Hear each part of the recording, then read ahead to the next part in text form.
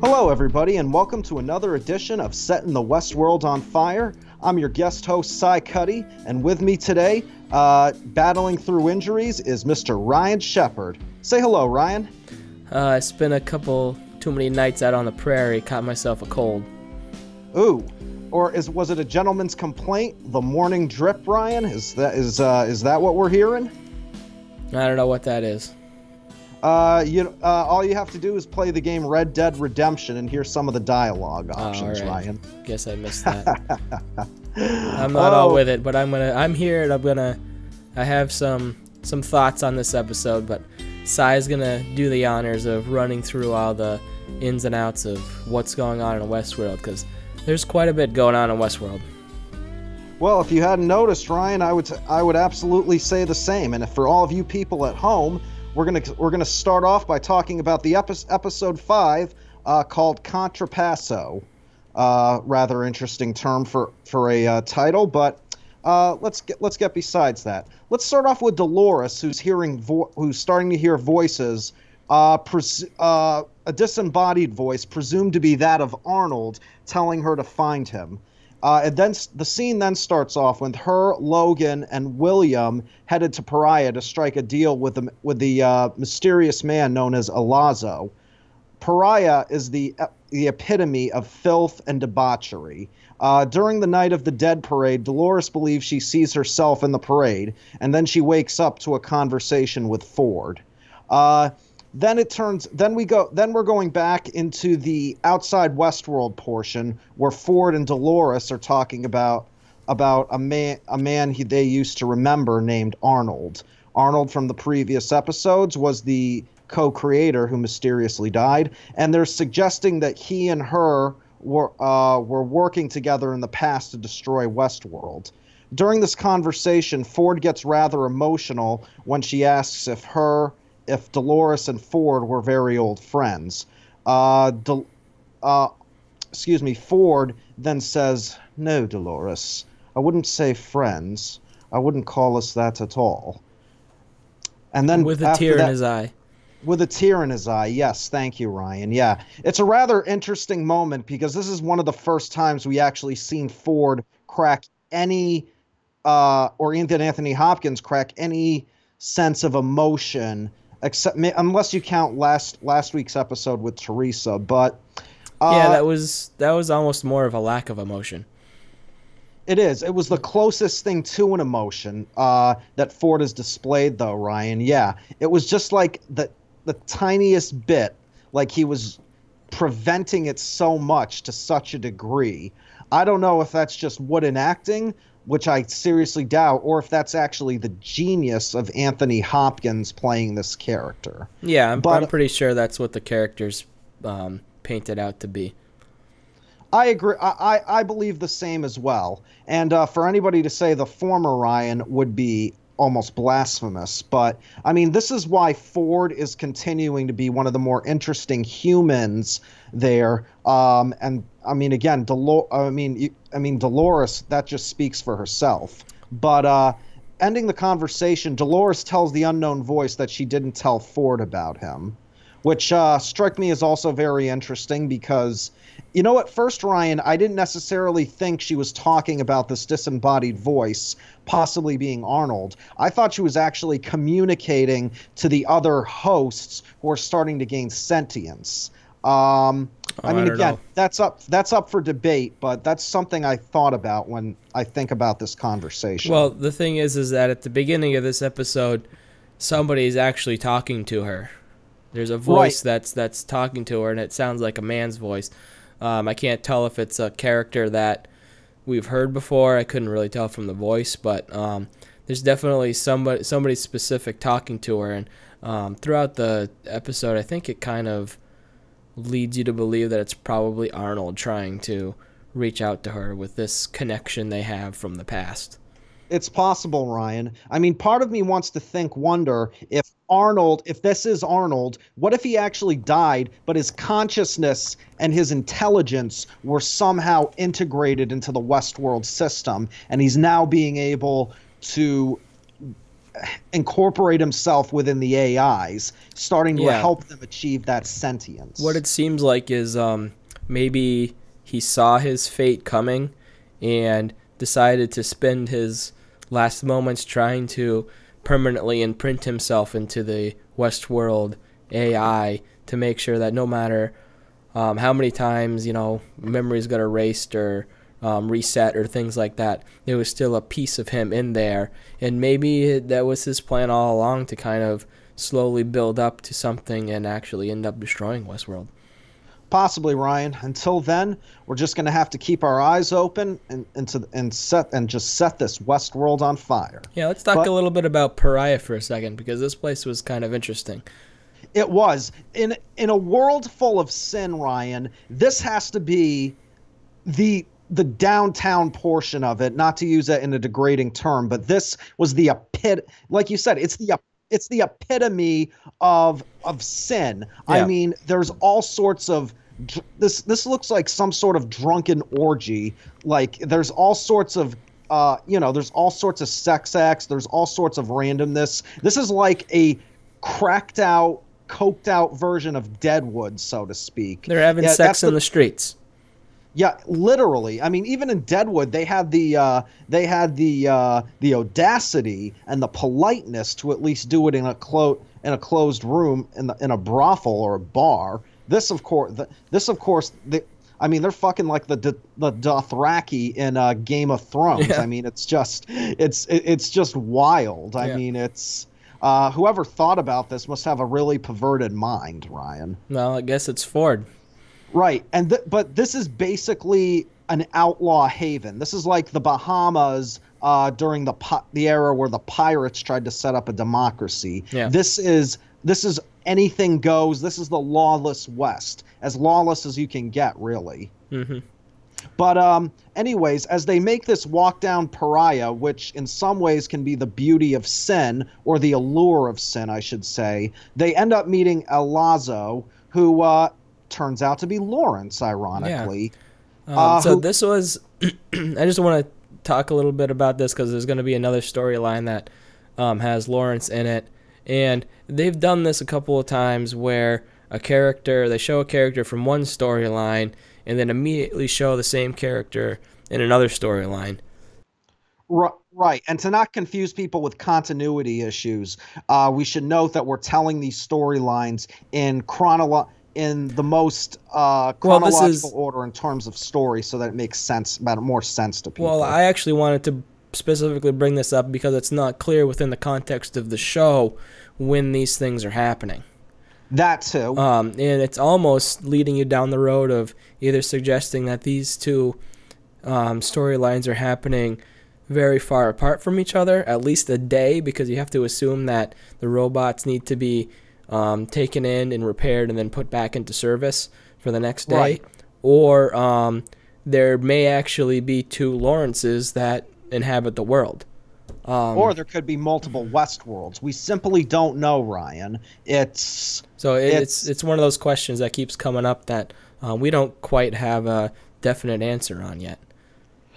It is, Ryan. I mean, but this is what makes Westworld so much fun. We are able to just incorporate. We're just able to look at this show and just incorporate all these stories, all these values, all these plot lines and plot twists. I mean, it's really one of the areas you have a lot of fun with, figuring it all out. Yeah. While it's frustrating at times, for some, or at least for some people, it really gets you. It really gets you thinking about things. Mm-hmm. But moving back, basically, El Lazo, when they meet El Lazo, who's really Lawrence, they end up William, Logan, and Dolores end up striking a deal with him where they plan to hijack a load of nitroglycerin from Union soldiers, and then so that they can meet and Lawrence can exchange it with a group of people called the Confederados, who are exactly like they sound. They're ex-Confederate soldiers who ran away and are trying to rebuild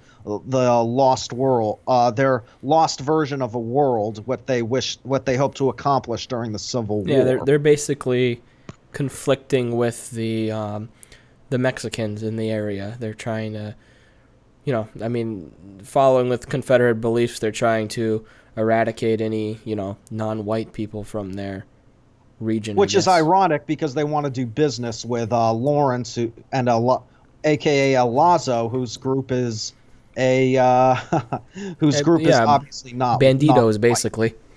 Right. But again, I think maybe they only want to do this so they don't possibly get exterminated, or at least play both sides. Sure. But going back, Logan wants to use both of these groups to start a war in the outskirts of Westworld, basically for his own delight, which makes sense because, I mean, again, this is Logan. He's proved to be a huge douchebag, for lack of a better term. But and he believes this to be the ultimate quest in Westworld. Yes, he is an agent of chaos, or believes in chaos as part of the game. But eventually they end up tracking down the Union soldiers, and in a brief shootout where William actually shoots an unarmed man who went after Dolores, they bring back the nitroglycerin to the Confederados and El Lazo, and before the Confederados leave, El Lazo asks them to partake in a massive feast and orgy. And it basically is exactly like it sounds. I'm not going to go into it for all you perverts out there. If you haven't seen the episode, watch it to see what I mean. For the rest of you listeners out there, you already know what I'm talking about. But it's during this critical segment where Logan and William get into an argument about William's position in the company, which is their actual job, not the fantasy they're engaging in Westworld, where it's clear what Logan really thinks of William. He's below him. He basically thinks he's a weak-willed servant, so to speak. And belittles him for thinking that his executive vice president job is something special. Right, exactly. Which, I mean, I guess a title isn't everything, but come on, that still sounds pretty impressive to me. Yeah, one detail about their job that I wanted to bring up that happened earlier in the episode was Logan suggests that their company, whatever it is actually looking to possibly buy out Westworld, because Westworld's apparently hemorrhaging money, as Logan says. And this is... I want to bring this up because it's kind of important to set up timelines, because there's some questions about whether or not we're on multiple timelines that we're showing here. Right. And Logan specifically mentions or alludes to the relationship between Ford and Arnold happening in the past. And I just wanted to make sure we mention that, because that in a couple of ways that kind of suggests that, you know, their timeline is at least happening after the Arnold and Ford conflict in the history of Westworld. No, it is, Ryan. And again, this is just one of those conflicting storylines. I've heard a lot of different theories regarding William and Logan and their comparison to Ford and Arnold. So, and just about timelines in general. So it really gives us more to think about. But moving forward, Dolores is still having these recurring visions, one which she draws a tarot card of the maze, and then after these hallucinations, she witnesses El Lazo steal the nitroglycerin from the Confederados, replacing it with tequila. This of course, and again wanting to use it for his own gain. Later, however, when it's discovered that the Confederados discover that this is a ruse, El Lazo pins it on William, Logan, and Dolores. Logan is later captured, and William refuses to help him. Of course, being treated by shit. I don't blame him. As he's getting dragged away. It's right. An interesting scene where Logan's like, you know, help me, and then he kind of gives him like a weird smirk. Yeah, well, you reap what you sow, Ryan. Yeah. That's all I can say. And now Logan is going to have to be the one who figures that out himself. Yeah. During their escape, when William is faced with 5 Confederados, Dolores pulls out her pistol and kills all 5 of them in a quick draw, which impresses William because that really came out of nowhere and didn't seem prevalent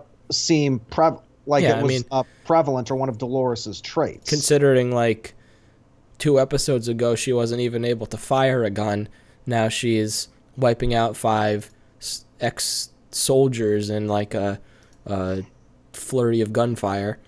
Right. She became the fastest gun in the West in just in like what, a couple of episodes. Yeah, which maybe suggests maybe she had a program from the past where she was a bandita or something like that. Or perhaps she learned it somehow, or she has advanced learning skills. Moving forward, they escape on the train with Alazzo. However, Alazzo, is hiding in the train and with the nitroglycerin, where, interesting story, how did they hide that nitroglycerin, Ryan? Well, you people at home, they filled it in with their dead companion who joined them on the robbery, who was sadly shot. Although I thought he could have lived, but that's just me. Well, these hosts seem to be pretty fragile. They do, yes. It's like the action movies where the guy gets shot in the leg and he falls off a cliff and dies or something like that. Or they just malfunction from nothing, from just talking to them. But during this Mexican standoff that they have, they come to a draw because Dolores is pointing directly at the casket where the nitroglycerin is being held, and they all agree to travel together. Dolores then sees a maze symbol on the coffin, and then there's a strange scene where a voice speaks to her while William and Lawrence disappear from this scene entirely. Yeah, so it's actually she was talking to the voice saying that, she was going to find the maze, basically continue on her journey. And it's just weird that with that particular shot, in the previous scene, Lawrence and William had been sitting there, and then when she's talking to the voice, they're gone. It was just a weird scene that I picked up on that detail. I was like, oh, where'd they go? Right. It seems maybe it's another hallucination, for lack of a better word, hallucination that she's experiencing. That's probably. I mean, I still believe they're still there, but maybe she's seeing into her past. Perhaps she's seeing things that she encountered previously, or perhaps she's just rebooting. Who knows? Moving forward to our next storyline, we have Elsie investigating the body of the woodcutter that attacked her and Stubbs in the previous episode. It's revealed that the woodcutter is going to be sent to the what do they call incinerator. it? The furnace? The incinerator, excuse me. Thank you, Ryan. Yep. But before doing that, she blackmails one of the I guess we should call them mechanics, Ryan. Yeah, I call them technicians. I don't really know. Technicians, yeah. But after doing that, she later discovers that a satellite tracking device was implanted in the arm of said woodcutter. Yeah. And she brings this to Bernard, where she says that someone is using it to smuggle data out of the park. Yeah. It was a rather brief, but it was a very intriguing scene, Ryan. To be honest, I don't necessarily think that the hosts are doing this all by themselves. I think they're having help from, if not Arnold, then a guest inside or an unseen character that we haven't met. Maybe this is part of maybe the Man in Black is responsible for it. Maybe Logan was trying to do something so that for his company, if this is in fact just the same timeline and not an alternate or a previous timeline, Ryan. I don't know. Yeah, but maybe it was. I didn't even think about maybe it being implanted by Logan, but then maybe that's possible. It's all part of setting the Westworld on fire, Ryan. It's where we talk about these theories and while talking about this episode, all of the possibilities, and they're really endless, too. But moving forward, Ryan, let's talk about the Man in Black for a moment and see how his quest is going. with Teddy and Lawrence in tow, the Man in Black comes across the boy that Robert Ford had a conversation in episode 2, I think it was. Mm-hmm. He tells him that Teddy is not doing well and asks him to get some water. And by the way, Teddy no longer looks like Teddy. He looks like somebody from The Walking Dead, Ryan. Like, he's just 2 inches away from looking like a walker. Yeah, he's not looking too well. No, he isn't. And I mean, poor James Marsden, Ryan. I mean, I know. Some justice for this guy, really. Well, that's what I was Maybe he'll get some justice.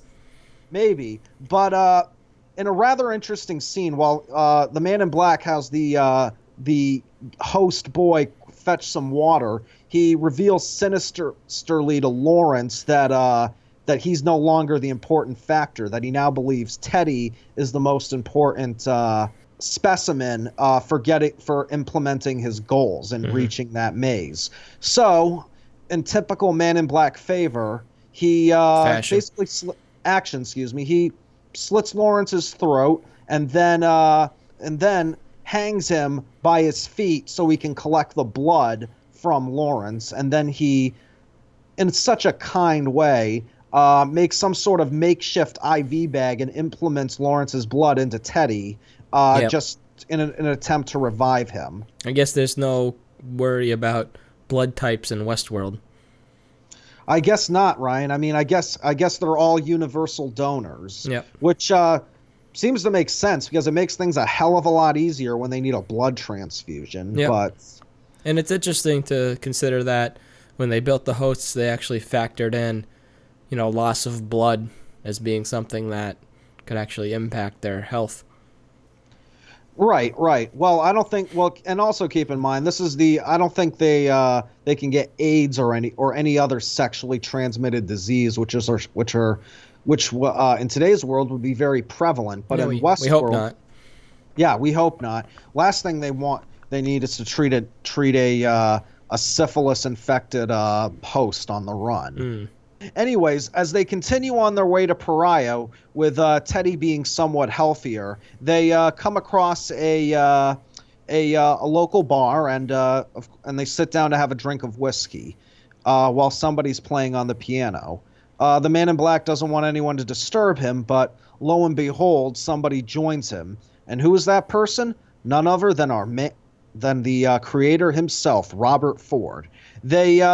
They have a rather interesting but tense conversation, Ryan, basically alluding to the concept of Westworld, what it is, and what the end game is. Now, they tell it very subtly, Ryan, but how did you feel about this historic matchup between Anthony Hopkins and Ed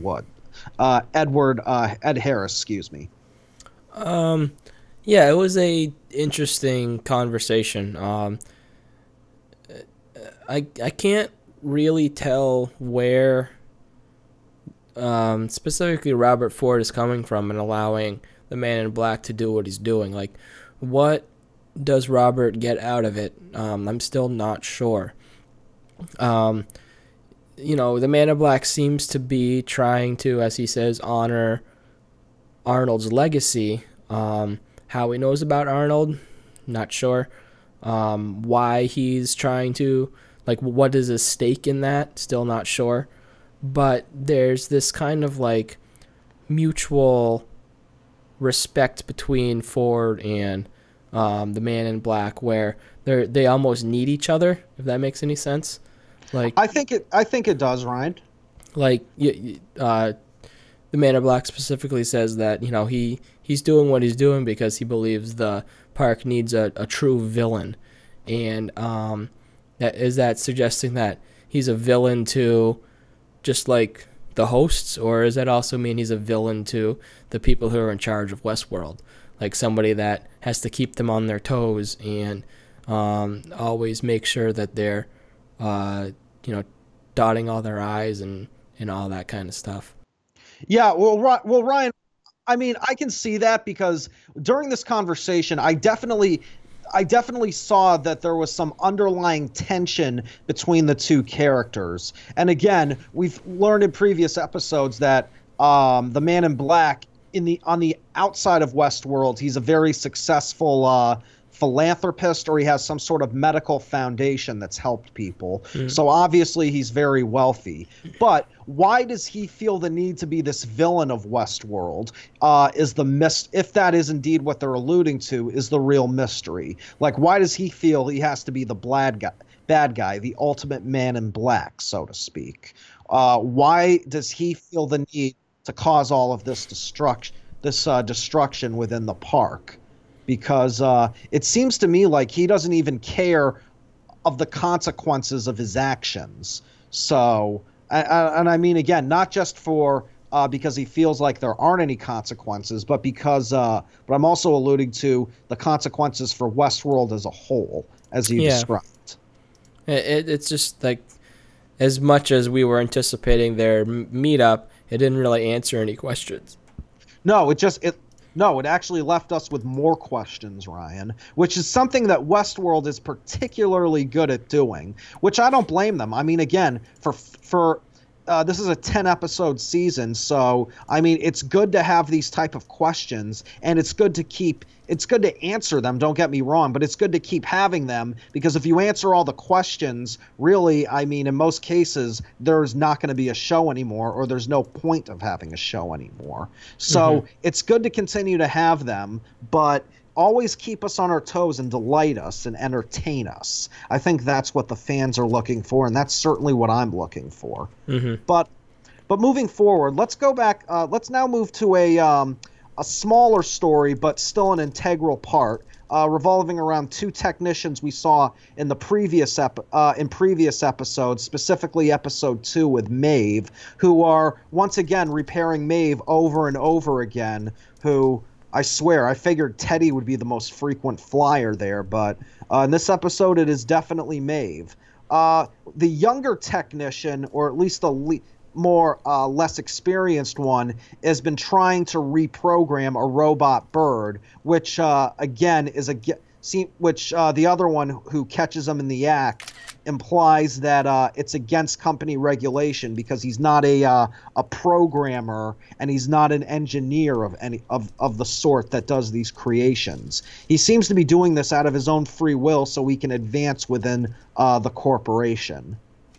And again, these two obviously have a somewhat antagonistic, in the sense of kind of a sibling rivalry of sorts, Ryan, without the love, so to speak. But here comes the shocker. Despite the fact that Maeve has been lying on a table naked throughout the episode, when the person who was trying to reprogram the bird seems to have finally succeeded, he goes back into Maeve's corner, where Maeve then wakes up sitting and holding the bird, begins talking to him, and then says that they need to have a conversation. We need to have a chat. A chat. We need to have a little chat, my man. Yeah. So that, and then of course the episode fades to black, and we're left with the credits, and then a sneak peek in the next week's episode, where what's going to happen? Find out for yourself. But Ryan, I will say that was just the shocker of this whole thing, because Maeve now seems to not only remember now it's confirmed that she remembers her past experiences being rebuilt, but now she seems to know who this person is and wants to have a conversation. Yeah. So this really helped make the episode for what it was.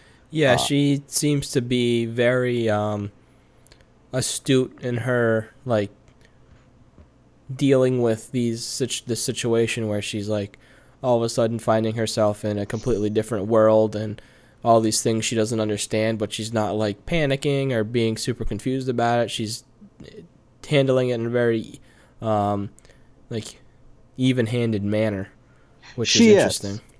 It is. Her calm and cool demeanor is what really surprised me, Ryan. And again, it's making me. I really can't wait for the next episode just to see what this concludes to. Do you think that because this guy is so weak-willed, I'm wondering if he's just going to give her whatever she wants, and then hopefully he doesn't get caught. Because maybe, again, I don't know.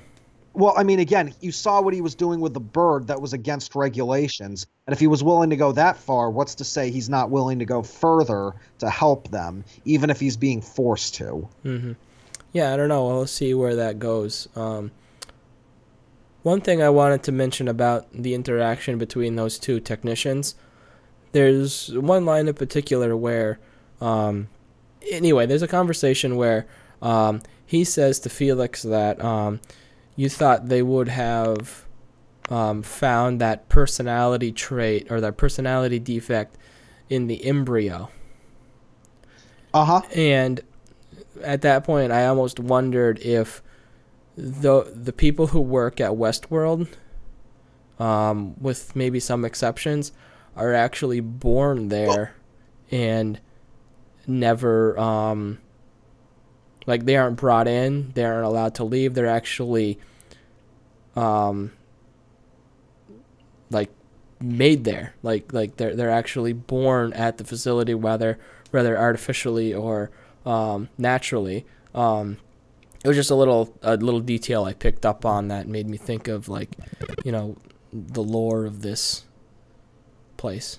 All right, yeah. I mean, one interesting theory when I was talking to some people, Ryan, is that what if it's revealed in some way that William and Logan are really Arnold and Robert Ford, which I don't necessarily think is true, but hear me out.